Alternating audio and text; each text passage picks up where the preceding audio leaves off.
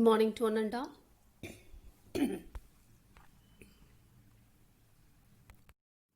Good morning to one and all. 9th Science, Unit 17, Animal Kingdom, Part 3. In this part, we are going to learn chordata. So இந்த பகுதியில் நாம் முதுகு நாண் உள்ளவை பற்றி படிக்க போகிறோம். அதனுடைய வகைகள், அந்த வகைகள்லாம் ஒவ்வொன்றும் நம்ம பார்க்க போகிறோம். Let's go. Chordata, முதுகு நாண் உள்ளவை. Chordates are characterized by the presence of notochord, dorsal nerve cord and paired gill pouches. So கார்டேட்டானா முதுகு நாண் உள்ளவை.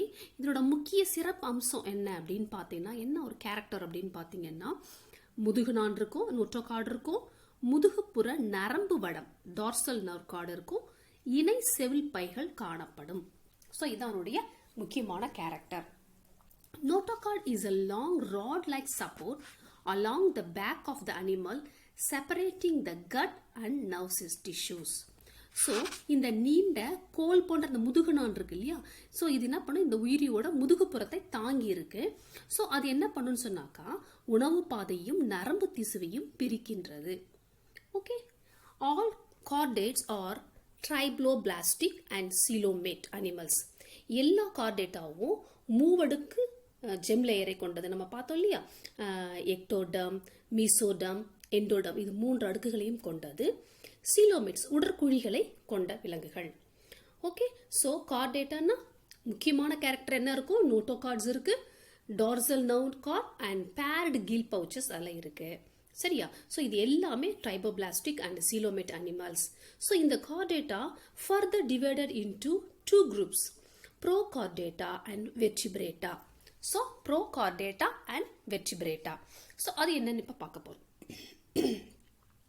Prochordata முன் முதுகு நாண் உள்ளவைன்னு பேர். இதுக்கு என்னன்னு பேரு, முன் ப்ரோனா முன் முதுகு நாண் உள்ளவை. The Prochordates are considered as the forerunners of vertebrates. So Prochordates are considered as the forerunners of vertebrates. அப்போ முதுகு நாண் உள்ளவைகளோட முன்னோடிகள், இது முதுகெலும்பிகளோட முன்னோடிகள் இவை. based on the nature of the notochord. எதை வச்சு பிரிக்கிறாங்க அப்படின்னு பார்த்தீங்கன்னா, அந்த பார்த்தோம்ல நோட்டோகார்ட்னா என்னன்னு பார்த்தோம், நம்ம முதுகு நாண், அதை வச்சு தான் இதை நம்ம டிவைட் பண்ணுறாங்க. Prochordata is classified into subphylum Urochordata and subphylum செஃபலோகார்டேட்டான்னு பிரிக்கிறாங்க. அது இப்போ இந்த ப்ரோகார்டேட்டாவும் 2ஆ பிரிச்சிடுறாங்க. எப்படி பிரிக்கிறாங்க, யூரோகார்டேட்டானா வால் முதுகு நாணிகள், வால் பகுதியில் அந்த முதுகு நாண்கள், அந்த முதுகு நாணிகள் காணப்படும். அடுத்து வந்து தலை முதுகு நாணிகள் செஃபலோ கார்டேட்டா, இது பார்த்தீங்கன்னா மீன் மாதிரியான ஒரு அமைப்பு இந்த இந்த விலங்குல காணப்படும். சரியா? அடுத்து வந்து பார்த்தீங்கன்னா Vertebrata. This group is characterized by the presence of vertebral column or backbone. So இதோட குரூப்போட மிக முக்கியமான கேரக்டர் எது அப்படின்னு பார்த்தீங்கன்னு சொன்னாக்கா, இந்த முதுகெலும்பு தொடர் backbone. Notochord is an embryonic stage, gets replaced by the vertebral column which form the chief skeletal axis of the body. So அது வந்து வளர் நிலையில் இருக்கக்கூடிய அந்த முதுகு நாண் என்ன ஆகுதுன்னு சொன்னாக்கா, அடல்ட் ஆகும்போது அது முதுகெலும்பு தொடராக மாற்றி அமைக்கப்பட்டு காணப்படுகின்றது. ஸோ அது என்ன கொடுக்குதுன்னா, அந்த உயிரியோட பிரதான சட்டகமாக செயல்படுகின்றது. சீஃப் ஸ்கெலட்டல் ஆக்சிஸாக அது ரியாக்ட் பண்ணுது. So vertebrates are grouped into 6 classes. So vertebrates இப்போ என்ன பிரிச்சுட்டாங்க, 6 வகுப்புகளாக பிரிக்கப்பட்டுள்ளது. ஸோ கார்டேட்டால வந்து 2ஆ பிரிச்சுட்டாங்க, Prochordata, Vertebrata. Prochordata further divided into subphylum Uriocordata and Cephalochordata பிரிக்கிறாங்க. அடுத்து வெர்டிபிரேட்டால பார்த்தீங்கன்னா 6 classes இருக்கு. அந்த ஒவ்வொரு classes தான் இப்போ நம்ம பார்க்க போறோம். ரொம்ப ரொம்ப இம்பார்ட்டன்ட். பார்க்கலாமா? First one, Cyclostomata. What is it? Cyclostomata. First one, cyclostomes are jawless vertebrate. சைக்ளோஸ்டோம்ஸ்ன்றது தாடைகளற்ற விலங்குகள், முதுகு நாண் உள்ளவை. தாடைகள் அதுக்கு கிடையாது, வாய்ப்பு சுத்தி தாடைகள் கிடையாது. Mouth not bounded by jaws. Body is elongated and eel like structures. அவருடைய பாடி எப்படி இருக்குன்னா, நீண்ட ஒரு அமைப்பா இருக்கும், விலாங்கு மீன் தெரியல, நீண்ட ஒரு அமைப்பு இருக்கும் இல்லையா, அது மாதிரி விலாங்கு மீன் மாதிரி இருக்கும். தே ஹாவ் அ சர்க்குலர் மவுத், வட்ட வடிவ வாயை கொண்டது. அதனால இதுக்கு பேரு வட்ட வாய் உடையன. சைக்ளோஸ்டோமேட்டானா வட்ட வாய் உடையன அர்த்தம், உடைய விலங்குகள் அர்த்தம். Skin is slimy and scaleless. அதனுடைய தோலானது எப்படி இருக்குன்னு சொன்னாக்கா வழவழப்பாகவும் செதில்கள் அற்றும் காணப்படும். They are ectoparasites of fishes. அவை மீன்கள் மேல புற ஒட்டுண்ணிகளாக வாழக்கூடியவை. அப்ப சைக்ளோஸ்டோமேட்டா அப்படின்னா என்ன அர்த்தம்னு பாத்தீங்கன்னா வட்ட வாய் உடைய விலங்குகள். இதற்கு தாடைகள் கிடையாது. நீண்ட ஒரு ஈல் லைக் ஸ்ட்ரக்சர்ஸ் காணப்படும். தோல் வந்து வழவழப்பாக இருக்கும், செதில்கள் அற்றது. இவை புற ஒட்டுண்ணியாக மீன்கள் மீது வாழக்கூடியவை. எடுத்துக்காட்டு ஹேக் ஃபிஷ் அண்ட் லாம்ப்ரே கொடுத்துருக்காங்க இல்லையா, அந்த இந்த பிக்சர்ல கொடுத்துருக்கிறது வந்து லாம்ப்ரேன்றது. அடுத்து வந்து ஹேக் ஃபிஷ் எப்படி இருக்குன்னா இது மாதிரி ஈல் மாதிரியே இருக்கும் பார்க்கறதுக்கு. ஸோ சைக்ளோஸ்டோமேட்டா அப்படின்றதுனா ஜாலஸ் வெர்டிபிரேட்ஸ், தாடைகளற்ற விலங்குகள், வட்ட வடிவ வாய் உடையன. ஓகேவா, நெக்ஸ்ட் போலாமா? அடுத்து பைசஸ். அது பைசஸ்னா ஃபிஷஸ் தான். So fishes are poikilothermic, cold blooded. நாமெல்லாம் வந்து பார்த்தீங்கன்னா வார்ம் பிளட்டட். கோல்டு பிளட்னா அதனுடைய சுற்றுச்சூழலுக்கு தகுந்த மாதிரி அதனுடைய பாடி டெம்பரேச்சரை மாற்றிக்கொள்ளக்கூடிய விலங்குகள். So fishes are poikilothermic aquatic vertebrates with jaws. நீரில் வாழக்கூடிய முதுகெலும்பு உள்ளவைகள், அதற்கு தாடைகள் கொண்டுள்ளவை. அவைகளுக்கு தாடைகள் உண்டு. The streamlined body is divisible into head, trunk and tail. அதனுடைய உடல் எப்படி இருக்குன்னு சொன்னாக்கா படகு போன்று இருக்கும். ஸோ படகு போன்ற அந்த உடல் அமைப்பு தலை, உடல், வால் என 3 பகுதிகளை கொண்டது. ஓகேவா. Locomotion is paired and median fins. So இது ஒரு இடத்துல இன்னொரு இடத்துக்கு நகர்ந்து போகணும்னா அதுக்கு என்ன அமைப்பு இருக்குன்னு பார்த்தீங்கன்னா துடுப்புகள் இருக்கு, இணை துடுப்பு, பேட் ஃபின்ஸும் இருக்கு. மீடியன் நடு அமைப்பில் இருக்கக்கூடிய துடுப்புகளும் நீந்தி செல்வதற்கு உதவுகின்றன. Their body is covered with scales. அதனுடைய மேற்புறம் செதில்களால் போர்த்தப்பட்டு உள்ளது. Respiration is through gills.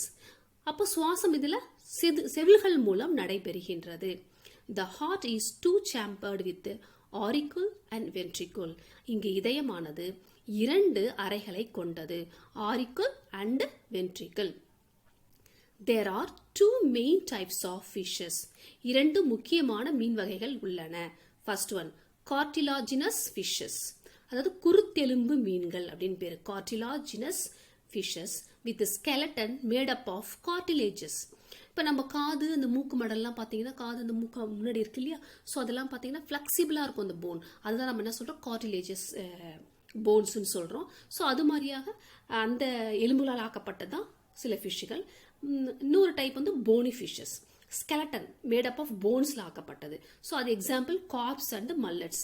இப்போ கார்டிலேஜஸ் ஃபிஷ்ஷுக்கு எடுத்துக்காட்டு ஷார்க்ஸ் அண்ட் ஸ்கேட்ஸ் கொடுத்துருக்காங்க. ஸோ ஃபிஷ்ஷஸ் வந்து பார்த்தீங்கன்னா கோல்டு பிளட்டட். அது வந்து பாடி வந்து பார்த்தீங்கன்னா ஸ்ட்ரீம் லைன்ட் போட் ஷேப்பில் இருக்கும். The body is divided into head, trunk and tail. Locomotion வந்து பார்த்தீங்கன்னா பை ஃபின்ஸ். அதனுடைய பாடி வந்து covered with scales. Respiration takes place through gills. ஓகேவா. There are 2 types, cartilaginous fishes, bony fishes. அதாவது குருத்தெலும்பு மீன்கள், எலும்பு மீன்கள் அப்படின்னு 2ஆ பிரிச்சுட்டாங்க. குருத்தெலும்பு மீன்களுக்கு எடுத்துக்காட்டு ஷார்க்ஸ், ஸ்கேட்ஸ். போனி ஃபிஷ்ஷஸ்க்கு பார்த்தீங்கன்னா carps and mullets fish. Okay, புரிஞ்சுதா? ஸ்பைசஸ் புரிஞ்சுதுங்களா? அடுத்து போலாமா? Next one is amphibia. Amphi அப்படின்னு சொன்னாக்கா போத், பயோஸ்னா லைஃப். அவை வந்து ஆம்பிபியானா இருவாழ்விகள் அப்படின்னு பேர். என்னன்னு பேரு? இருவாழ்விகள். These are the first 4-legged tetrapods, vertebrates with dual adaptation to live in both land and water. இவைதான் முதலில் தோன்றிய 4 காலுடைய உயிரினங்கள் ஆகும். நீர் மற்றும் நிலத்துக்கு வாழக்கூடிய சூழ்நிலையை கொண்டுள்ள தகவமைப்பை கொண்டுள்ளது. நீர்லையும் நிலத்திலையும் வாழக்கூடிய தகவமைப்பு கொண்டுள்ள விலங்கு. ஓகேவா. அப்போ ஆம்பிபியான இருவாழ்விகள் பேர். The body is divisible into head and trunk. உடலானது 2 பகுதிகளை கொண்டது, தலை மற்றும் உடல் மட்டும்தான். ஓகே, ஃபைசஸ்ல பார்த்தீங்கன்னா 3 பார்த்தோம், இங்கே 2 பகுதி தான், தலை மற்றும் உடல். Their skin is moist and have a mucus glands. அதனுடைய தோலானது ஈரப்பதமாக இருக்கும், நிறைய சுரப்பிகளை பெற்று ஈரப்பதமான சுரப்பிகளை கொண்டுள்ளது. Respiration is through gills, lungs, skin, buccopharynx. இங்கே சுவாசம் வந்து ஒரு 3 முறைகளில் 3 உறுப்புகள் வழியாக நடைபெறுகின்றது. செவில்கள், அது வந்து கில்ஸ், லங்ஸ்னா நுரையீரல், தோள்கள் மூலம், அப்புறம் பார்த்தீங்கன்னா பக்கோஃபேரினிக்ஸ்னா தொண்டை வழியாகவும் நடைபெறுகின்றது. இங்கே வந்து சுவாசமானது கில்ஸ், லங்ஸ், ஸ்கின், பக்கோஃபேரினிக்ஸ் வழியாக நடைபெறுகின்றது. சரியா? The heart is 3 chambered. நம்ம மீன்ல என்ன பார்த்தோம்? ஹார்ட் வந்து 2 chambered. இங்கே 3 chambered with 2 auricles and 1 ventricles. 2 auricle இருக்கு, 1 ventricle இருக்கு. இவை என்ன பண்ணும்? eggs are laid in water. முட்டைகளை நீரில் இடக்கூடியன. ஸோ அந்த முட்டைகளிலிருந்து டேட்போல்ஸ் வரும், லார்வாஸ் வரும். அந்த லார்வா டேட்போலாக மாறும். அந்த டேட்போல் தான் டிரான்ஸ்ஃபார்ம் ஆகி அடல்ட் ஃப்ராகாக மாறும். ஸோ இது எடுத்துக்காட்டு உங்களுக்கு என்ன கொடுத்துருக்காங்கன்னா ஃப்ராக் கொடுத்துருக்காங்க. அடுத்து பார்த்தீங்கன்னா உங்களுக்கு டோட், தேரைன்னு சொல்லுவாங்க. தமிழில் அதை தேரைன்னு சொல்லுவாங்க, மேலே இருக்கு இல்லையா? ஸோ இது வந்து பார்த்தீங்கன்னா தேரை, இது வந்து ஃப்ராக், தவளைன்னு சொல்லுவாங்க. ஸோ அதனுடைய யங் ஸ்டேஜ் எப்படி இருக்குன்னா டேட்போல் இது மாதிரி தான் இருக்கும். ஒரு பிக்சர் கொடுத்துருக்காங்க, ஒரு வீடியோ காமிச்சிருக்காங்க இல்லையா? அதில் பார்த்தீங்கன்னா இது டேட்போல், அது வந்து ஃப்ராகாக மாறிடும் பின்னாடி. ஓகேவா? ஸோ இதுதான் ஆம்பிபியான் பேர். ஆம்பிபியான்னு சொன்னாக்கா தே லிவ், இருவாழ்விகள், both live in land and water. Example toad and frog. So அதனுடைய தலைப்பிரட்டை அந்த டோட்ஸ் அண்ட் டேட்போல் என்னவா மாறும்? தண்ணிக்குள்ளே லீவ் பண்ணும். அப்போ கில்ஸ் மூலம் சுவாசிக்கும். பிறகு அது வந்து அடல்ட் ஃப்ராகாக மாறினதுக்கப்புறம் நிலத்தில் வாழக்கூடிய தகவமைப்பை பெற்றிருக்கும். அப்புறம் பிறகு அது வந்து லங்ஸ் மூலம் சுவாசிக்கும். ஸோ அதனால தான் அதை இருவாழ்விகள் சொல்கிறாங்க. நீர்லேயும் நிலத்திலையும் வாழக்கூடியது. அதோட யங் ஸ்டேஜில் கட்டாயம் அதற்கு நீர்நிலை தேவைப்படுகிறது. அதனால தான் அது வந்து ஆம்பிபியான்னு சொல்கிறாங்க. சரியா? அடுத்து ரெப்டாலியா. ரெப்டாலியா அப்படின்னு பார்த்தீங்கன்னா டு கிராவல் ஆர் க்ரீப் அப்படின்னு பேர். ஊர்வன அப்படின்னு பேர். என்னன்னு பேர்? ஊர்வன. These vertebrates are fully adapted to live on land. So இவை நிலத்தில் வாழ்வதற்கு தேவையான முழுமையான தகவமைப்பினை பெற்ற முதல் முதுகெலும்பு உயிரினங்கள் ஆகும். Their body is covered with horny epidermal scales.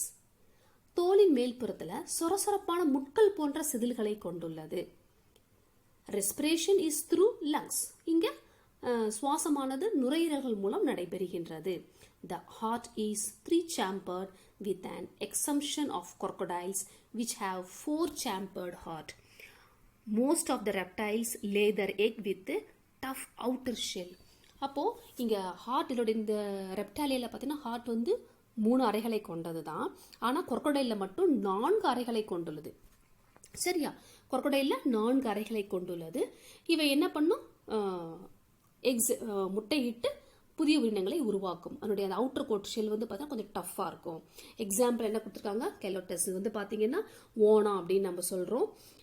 அடுத்து பார்த்தீங்கன்னா ஃபார் எக்ஸாம்பிள் உங்களுக்கு வந்து டார்டாய்ஸ் கொடுத்துருக்காங்க. அடுத்து lizard, and then turtle, and then some important one is a scary snake. So these are the example for reptilia. So அப்போது ரெப்டாலியா என்னன்னு சொன்னாக்கா travel, ஊர்வனன்னு சொல்லுவாங்க. நிலத்தில் வாழக்கூடிய முழு தகவமை பெற்ற ஒரு விலங்கு. தோலானது சொரசொரப்பாக இருக்கும். 3 அறைகளை கொண்டுள்ளது. முதலைக்கு மட்டும் 4 அறை காணப்படும். அப்புறம் பார்த்தீங்கன்னா சுவாசம் நுரையீரல் மூலம் நடைபெறுகின்றது. இவை முட்டையிட்டு புதிய உயிரினங்களை உருவாக்கும். அந்த முட்டையோட ஓடு பார்த்தீங்கன்னா ரொம்ப தடித்த தோல் உடையது. எடுத்துக்காட்டு உங்களுக்கு crocodile, lizard, tortoise, turtle and snake. Okay, next one. Aves அப்படின்னா bird. Avesனா bird. Birds are homothermic, அதாவது warm blooded. இது வரைக்கும் நம்ம பார்த்த எல்லாமே cold blooded. இது வந்து warm blooded animals with several adaptation to fly. அதுக்கு வந்து பறப்பதற்கு தேவையான அனைத்து வகையான சிறப்பான தகவமைப்புகளை பெற்றுள்ளன. The spindle or boat shaped body is divisible into head, neck, trunk and tail. So இவற்றின் கதிர் வடிவம் போன்ற உடலானது தலை, கழுத்து, உடல் மற்றும் வால் என 4 பகுதிகளை கொண்டது. அப்போ பறவைக்கு 4 பகுதிகள் காணப்படுகின்றன. என்னென்ன? Head, neck, trunk and tail. So அந்த boat shaped body divisible into neck, head, neck, trunk and tail. The body is covered with feathers. அதனுடைய உடல் முழுவதும் இறகுகளால் மூடப்பட்டுள்ளது. ஓகே, அப்புறம் பார்த்தீங்கன்னு சொன்னாக்கா forelimbs are modified into wings for flight. அதனுடைய முன்னங்கால்கள் தான் இறக்கையாக மாறியிருக்கு. ஓகேவா? ஸோ ஹிண்ட் லிப்ஸ் பின்னங்கால்கள் are adapted for walking, perching or swimming. நடப்பதற்கும் தத்தி தாவுவதற்கும் நீந்துவதற்கும் அதனுடைய பின்னங்கால்கள் பயன்படுகின்றன. The respiration is through lungs which have air sac. அதனுடைய சுவாசமானது பார்த்தீங்கன்னா எதன் வழியாக நடைபெறுகிறது அப்படின்னு பார்த்தீங்கன்னா நுரையீரல் வழியாகத்தான் நடைபெறுகின்றது. சரியா? Bones are filled with airs. அதனுடைய போன் பார்த்தீங்கன்னா வெயிட்லெஸ்ஸாக இருக்கும். அப்போ வெயிட்லெஸ்ஸாக இருந்தால் தான் அதால் பறக்க முடியும். ஸோ அந்த போனுக்குள்ளே பார்த்தீங்கன்னா ஹேர் ஃபில் ஆகிருக்கும். அது பேர் நெமோட்டிக் போன்ஸ் அப்படின்னு பேர். With reduce the body weight. So அந்த எலும்போட அந்த வெயிட்டை குறைக்கிறதுனால தான் அது என்ன ஆகுன்னு சொன்னாக்கா ஈஸியாக பறக்க முடியும். They lay large yolk laden eggs. அவ என்ன பண்ண முட்டையிட்டு குஞ்சு பொரிப்பவை. They are covered by hard calcareous shell. Calcareous shell. அது மேலே என்ன ஆகுன்னு சொன்னாக்கா அதனுடைய முட்டை ஓடு பார்த்தீங்கன்னா கால்சியம் மிகுந்த ஓடு உடையவை. ஓகேவா? ஸோ எக்ஸாம்பிள்ஸ் உங்களுக்கே தெரியும், நிறைய birds, parrot, crow, eagle, pigeon, ostrich, நிறைய அனிமல்ஸ் இருக்குது. ஸோ பறவைகள் வந்து ஹோமோதெர்மிக்னு சொல்கிறோம். வெப்ப உடலில் அதாவது வார்ம் பிளட்டட். அதனுடைய பாடி வந்து 4 பகுதியாக பிரிக்கப்பட்டுள்ளது. உடல் முழுவதும் இறகுகளால் சூழப்பட்டுள்ளது. முன்னங்கால்கள் தான் இறக்கையாக மாறி இருக்கு. பின்னங்கால்கள் நீந்துவதற்கு, ஓடுவதற்கு, தத்தி தாவுவதற்கு பயன்படுகின்றன. சுவாசம் நுரையீரல் மூலம் நடைபெறுகின்றன. எலும்புகள் எப்படி இருக்கும்? மென்மையானவை. அதில் என்ன இருக்கும்? காற்று இருக்கும். ஸோ அப்போ தான் அவனுடைய எடை குறைவாக இருக்கிறதுனால தான் அது அதிக அளவு பறக்க முடியும். முட்டைகளில் அதிக அளவு கருவுணவு காணப்படும், யோக் காணப்படும். முட்டைகள் கடினமான கால்சியம் மிகுந்த ஓடு உடையவை, கால்சியஸ் செல்லால் ஆக்கப்பட்டவை. பேர்ட்ஸ் எக்ஸாம்பிள் உங்களுக்கு நிறைய பேர்ட்ஸ் தெரியும். மிக உலகத்திலே மிகப்பெரிய பேர்டு எதுன்னு பார்த்தீங்கன்னாக்கா ஆஸ்ட்ரிச். எது? ஆஸ்ட்ரிச் மிக வேகமாக ஓடக்கூடியது, அதிகமாக பறக்காது, மிக வேகமாக ஓடக்கூடிய ஒரு விலங்கு இது. மிக சிறிய விலங்கு எது அப்படின்னு பார்த்தீங்கன்னாக்கா ஹம்மிங் பேர்ட். எது? ஹம்மிங் பேர்டு கொடுத்துருக்காங்க இல்லையா, தேன் சிட்டு அப்படின்னு பேர் தான் ஹம்மிங். அடுத்து நம்ம நெக்ஸ்ட் கிளாஸ் பார்க்க போகிறோம். மமாலியா, பாலூட்டிகள் அப்படின்னு பேரு. Mammals are warm blooded animals. பாலூட்டிகள் என்பவை வெப்பரத்த விலங்குகள். The skin is covered with hairs. உடல் முழுவதும் ரோமங்களால் சூழப்பட்டு காணப்படும். It also bears sweat and sebaceous gland. உடல் முழுவதும் தோல்ல வியர்வை சுரப்பிகளும் எண்ணெய் சுரப்பிகளும் காணப்படும். The body is divisible into head, neck, trunk and tail. இதுவும் 4 பகுதிகளாக பிரிக்கப்பட்டுள்ளது. என்னென்ன பகுதி? தலை, கழுத்து, வயிறு, வால் பகுதி என 4 பகுதிகளாக பிரிக்கப்பட்டுள்ளது. Females have mammary glands which secrete milk for feeding the young ones. பெண் உயிரிகளில் பாலூட்டும் சுரப்பிகள் காணப்படும். அவை தன்னுடைய குட்டிகளுக்கு பாலூட்டுவதற்கு அது பயன்படுகின்றது. The external ears or pinnae is present. காது மடல் காணப்படும், வெளிக்காது மடல் காணப்படும். ஸோ அப்போ பாலூட்டிகள் எடுத்துக்காட்டுக்காக நம்ம இதெல்லாம் வெளிக்காது மடல் இருக்கோ அவை எல்லாமே பாலூட்டிகள். ஓகேவா? ஸோ அப்போ காது மடல் காணப்படும். Heart is 4 chambered and they breathe through lungs. இதயமானது 4 அறைகளை கொண்டது, நுரையீரல் வழியாக சுவாசிக்கின்றது. Except egg laying mammals, platypus and spiny anteater, all other mammals give birth to the young ones. அதாவது பிளாட்டிபஸும் ஸ்பைனி ஆன்டீட்டர் தவிர அவ 2 தான் முட்டையிட்டு பாலூட்டக்கூடியது. மற்ற எல்லாமே இளம் உயிரியை பிரசவிக்கக்கூடிய விலங்குகள். அதுக்கு பேர் விவிபேரஸ் அப்படின்னு பேரு. So what is we call viviparous அப்படின்னு கேட்டாக்கா, the animals which give birth to the young ones is called viviparous. குட்டி போடக்கூடிய விலங்குகளை தான் நம்ம விவிபேரஸ்ன்னு சொல்கிறோம். ஸோ இங்கே முக்கியமான பண்பு எதுன்னு சொன்னாக்கா பிளசண்டா, தாய்சே இணைப்பு திசு தான் இந்த மம்மல்ஸோட முக்கியமான கேரக்டர். ஸோ எக்ஸாம்பிள் நம்ம என்ன சொல்லலாம்? Elephant is a mammal and also cow is a mammal. And இதை வந்து ஸ்பைனி ஆன்டீட்டர், இது முட்டையிட்டு பால் கொடுக்கக்கூடிய விலங்கு. இந்த பிளாட்டிபஸ் ஆல்சோ. ஸோ இது 2 தான். ஸோ இது 2 மட்டும்தான் முட்டையிட்டு பால் கொடுக்கும். மற்றவை எல்லாமே குட்டி போட்டு பால் கொடுக்கக்கூடிய விலங்குகள், விவிபேரஸ். இதான் மெமாலியான்னு பேர். ஓகேவா? ஸோ இந்த லெசன் உங்களுக்கு நல்லா புரிஞ்சிருக்கும்னு நினைக்கிறேன். இன்றைக்கி இதை ஒரு வாட்டி நீங்கள் புக் எடுத்து பார்த்தீங்கன்னா படிச்சிங்கன்னா ஈஸியாக புரிஞ்சிடும். தேங்க்யூ.